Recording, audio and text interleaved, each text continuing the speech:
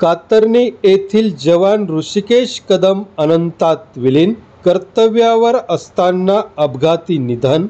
दिनांक 22 जून शनिवार रोजी येवला तालुक्यातील कातरणे येथील प्रगतिशील शेतकरी विजय काशीनाथ कदम यांचे चिरंजीव ऋषिकेश विजय कदम यांची अहमदनगर येथे कर्तव्यावर असताना अपघात झाल्याने दुःखद निधन झाले.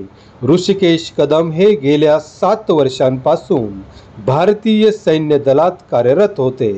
सध्या ते अहमदनगर बेस्ट कॅम्पमध्ये आपली सेवा देत होते. काल सायंकाळच्या सुमारास त्यांच्या मोटरसायकलवर अपघात होऊन दुर्दैवी निधन झाले. मिळालेल्या माहितीनुसार त्यांचे पार्थिव आज त्यांच्या मूळ गावी कातरणे येथे सायंकाळी शासकीय इतमामामध्ये अंत्यविधी करण्यात आला.